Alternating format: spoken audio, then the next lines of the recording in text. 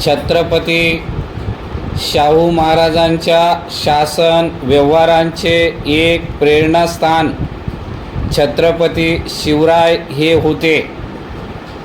शिवरायांनी न्यायावर आधारलेल्या आदर्श समाजाची संकल्पना वस्तुस्थितीमध्ये उतरवली होती. शाहू महाराजांच्या डोळ्यासमोर शिवरायांची न्यायावर आधारलेली आदर्श समाजाची संकल्पना होती. त्यामुळे प्रगत आणि मागास या दोनपैकी मागास घटकाला न्याय देण्याचा विचार त्यांच्या शासन व्यवहारात सातत्याने प्रवाही राहिला. विशेषतः भटके, विमुक्त, अनुसूचित जाती, महिला यांचे मानवी हक्क हा त्यांच्या शासन व्यवहाराचा मध्यवर्ती गाभा होता. उदाहरणार्थ वसतिगृह चळवळ, अस्पृश्य उद्धार, भटक्या विमुक्त जातींचा उद्धार, स्त्री वर्गाच्या संरक्षणाचे कायदे इत्यादी. या प्रकारच्या न्यायासाठी नवीन राजकीय व्यवस्था स्वीकारण्याची मनोधारणाही त्यांनी विकसित केली. परिच्छेद छत्रपती शाहू महाराजांच्या शासन व्यवहारामध्ये महात्मा फुले यांची सत्यशोधक विचारसरणी सातत्याने वरचढ ठरत गेलेली दिसते. शाहू महाराजांच्या शासन व्यवहारामध्ये सर्व धर्म समभावाचा मुद्दा स्पष्टपणे दिसतो. यामुळे हिंदू समाज, आर्य समाज, सत्यशोधक समाज अशा सर्वच समाजाशी व धर्माशी त्यांचे दैनंदिन संबंध सर्व धर्म समभावाचे होते. परंतु 1894 पासूनचा त्यांचा सार्वजनिक व्यवहार सर्व धर्म समभावाच्या पुढे जाऊन सत्यशोधक विचार स्वीकारणारा घडत होता.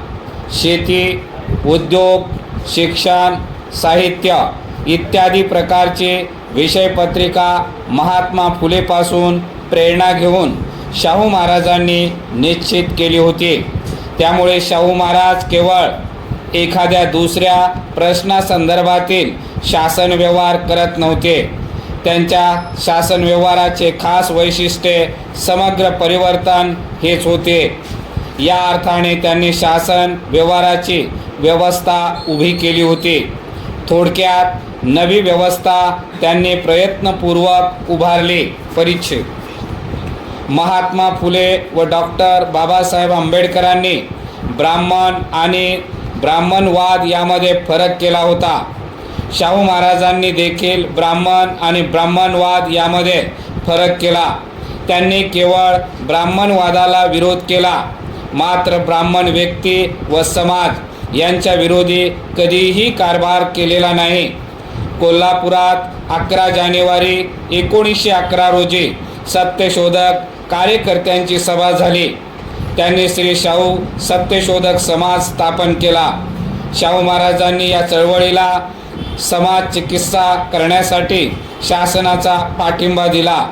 समाज चिकित्सा हे एक आधुनिक शासन व्यवहाराचे वैशिष्ट्य होते. तसेच त्या काळातील त्यांच्या शासन व्यवहाराचा आधार सत्यशोधक मूल्य विचार हा होता. स्वातंत्र्य, सामाजिक समता, सामाजिक न्याय, नैतिकता इत्यादी.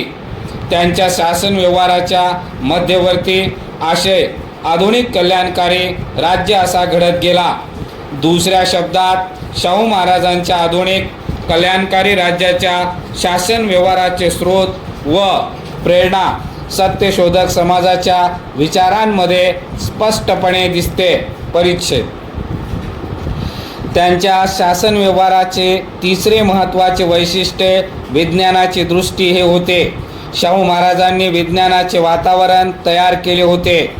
त्यांनी विज्ञानाच्या मदतीने लोककल्याणाची कामे केली होती. तसेच त्यांनी लोकजागृतीमध्ये विज्ञानाचे महत्त्व वाढवले होते. लोकांच्या दैनंदिन जीवनाशी त्यांनी विज्ञानाचा संबंध जोडला होता.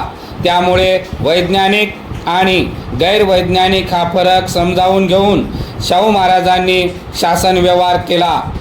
शाहू महाराजांनी गैरवैज्ञानिक बाबींची धारणांची चिकित्सा करण्यास प्रोत्साहन दिले. यात